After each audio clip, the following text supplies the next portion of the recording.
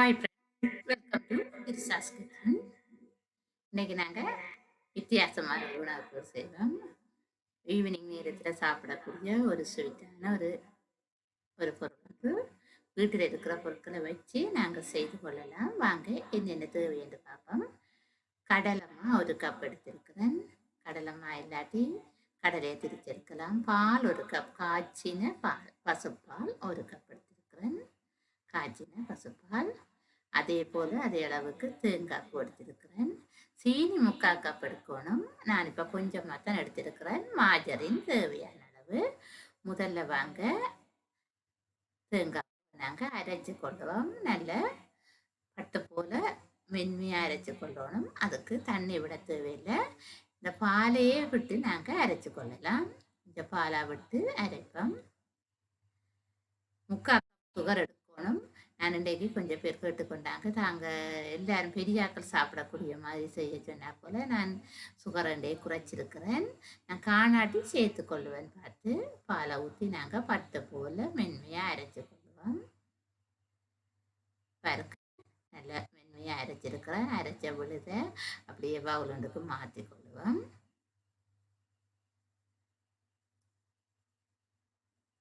மாற்றி நாங்கள் ஃபேன் அடுப்பில் வச்சு நெய் விடலாம்.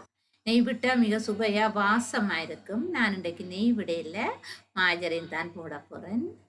நெய் இந்த சுவை 2-3 பேருக்கு பிடிக்காது, சாப்பிட வேணான்னு சொல்லுவாங்க. அதால் நான் என்ன செய்திருக்கிறேன்டா மாஜரின் சேர்த்துருக்கிறேன். நீங்கள் நெய் சேர்த்துக்கொள்ளுங்க. அப்படியே மாஜரின் உதுகினதும் கடலை மாவை வருங்க விட்டு வறுக்கேக்க அந்த கொஞ்சம் நிறம் மாறி வர்ற மட்டும் நாங்கள் வறுக்கணும். பச்சைத்தன்மை இல்லாமல் ஒரு கடலை மாவில் ஒரு வித்தியாசமான மனம் வரும். அது ஒன்றும் இல்லாமல் போகிறதுக்காக நாங்கள் கொஞ்ச நேரம் நாங்கள் இதை வறுத்து கொள்வோம். ஃப்ரெண்ட்ஸ், இது வரைக்கும் என்னோட சேனலை நீங்கள் சப்ஸ்கிரைப் பண்ணிக்கொள்ளாட்டி சப்ஸ்கிரைப் பண்ணிக்கொள்ளுங்க. அதோட பெல் பட்டனையும் அமுக்குங்க. நான் செய்கிற இந்த சமையல் முறைகள் பிடிச்சிருந்தா லைக் பண்ணுங்க, ஷேர் பண்ணுங்க, கமெண்ட் பண்ணிக்கொள்ளுங்க. அப்போ தான் எனக்கு மிகவும் சந்தோஷமாக இருக்குது. நான் பார்த்துட்டு இந்த சமையலை பற்றி இப்படி சொல்கிறாங்கன்ட்டு நான் மேலும் இந்த ஆர்வத்தை வளர்த்து கொள்ளலாம். சுகரை சேர்த்துக்கொள்ளுங்க. நான் இப்போ எடுத்த 1/4 கப் சுகர் சேர்த்துருக்கிறேன். இது எனக்கு போதுமானதாக இருக்கையில் அதால் இன்னொரு 1/4 கப் கொஞ்சமாவது இனிப்பு சுகர் வரணும். இன்னொரு 1/4 கப் நான் சேர்க்கிறேன். ஆனால் நீங்கள் முழுமையான சுவையை பெறுறதா இருந்தால் 3/4 கப் சேர்த்துக்கொள்ளுங்க. இதுக்கு சிறிதளவு ஏலக்காய் பவுடர் சேருங்க. ஏலக்காய் பவுடரையும் சேர்த்துட்டு இந்த அரைச்ச விழுதையும் நாங்கள் சேர்த்துக்கொள்ளுவோம்.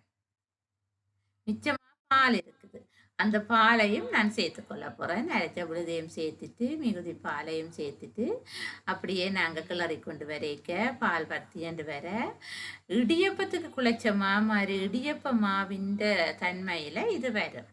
அந்த நேரம் நாங்கள் இறக்கி கொள்ளலாம். நல்லா முருகை விட்டீங்கன்றாலும் பிறகு செய்யலாம வெட்ட வேண்டிய தன்மை வந்துடும். அவ்வளோத்துக்கு தண்டாதீங்க. நான் கையால் பிடிச்சி தான் பிஸ்கட் செய்ய போகிறேன். அப்போ இடியப்பம்மா பதத்துக்கு நீங்கள் இறக்கி கொள்ளுங்க. பாருங்க, அப்படியே குழஞ்சி 2 வரும். பாலில் கட்டி பார்த்து நல்லா வரும். கஷ்டப்பட்டு வேலை இலகுவாகவே நாங்கள் செய்து கொள்ளலாம்.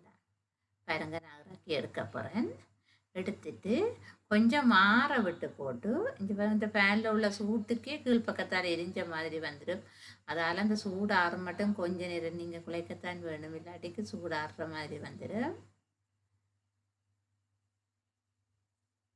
பாருங்க, இந்த பதத்துக்கு வரும். இந்த பதத்துக்கு வரைக்கும்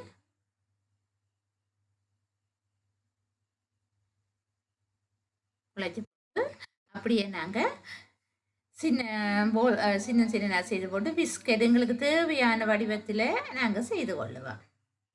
தேவையான வடிவத்தில் செய்துட்டு உங்களுக்கு வேணுமா இருந்தால் பேக் பண்ணிக்கொள்ளுங்க. பேக் பண்ணினீங்கண்டா இது நீண்ட காலத்துக்கு இருக்கும். ஒரு மாதம் வரைக்கும் பழுதாக்காமல் இருக்கலாம். கச்சான் பிஸ்கட் அமைப்பில் நான் செய்கிறேன். செய்து போட்டு நான் இன்றைக்கு பேக் பண்ணல. நீங்கள் தேவையாக இருந்தால் பேக் பண்ணிக்கொள்ளுங்க. அப்படி இல்லாட்டிக்கு கோதுமை மாவும் அரிசி மாவும் கரைச்சி போட்டு அதில் தோச்சிட்டு பொரிச்செடுங்க. பைத்தம் பணியார மாதிரி வரும். நான் ரெண்டும் செய்யலை. நான் இன்றைக்கு எள்ளில் விரட்டி எடுக்க போகிறேன். அப்படியே உருட்டி எடுத்து பட்டர் ஷேப்பில் நீங்கள் செய்து கொள்ளலாம். அப்படி இப்படி உருட்ட உங்களுக்கு கஷ்டமாக இருந்தால் பலகையில் கொட்டிட்டு பரப்பிட்டு நீங்கள் உங்களுக்கு தேவையான டிசைனில் வெட்டியும் நீங்கள் எடுத்துக்கொள்ளலாம். வெட்டி எடுத்து பிஸ்கெட்டை பேக் பண்ணி கொள்ளலாம் அல்லது பொரித்து கொள்ளலாம். உங்களுக்கு விருப்பமானதை நீங்கள் செய்து கொள்ளுங்க. பாருங்க, நான் இதே ஷேப்பில் செய்து வச்சுட்டேன் அவ்வளோத்தையும்.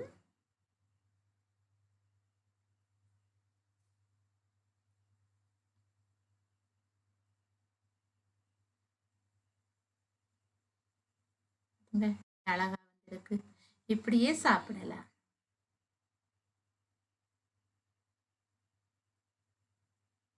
கொஞ்சம் கருத்தெள்ளு தான் இருக்குன்னுட்டாரு, அதால் நான் கருத்தெள்ளு எடுத்திருக்கிறேன்.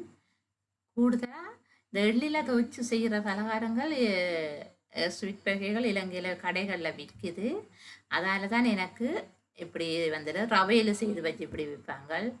இதை ஒரு டிசுவில் சுருட்டி போட்டு அப்படியே கடைகளில் விற்கிறது. அப்படியே நீங்கள் பிரட்டி எடுத்துக்கொள்ளுங்க. பாருங்க, என்ன அழகான வித்தியாசமான நாவில் வச்சது கரையக்கூடிய ஒரு ஸ்வீட் ஒன்று ரெடி ஆகிருக்கு. இது வரைக்கும் என்னோட வீடியோவை பார்த்ததுக்காக தேங்க்யூ வியூவர்ஸ். நீங்களும் செய்யுங்க, ஏனையவர்களுக்கும் சென்றடைய செய்யுங்க. தேங்க்யூ.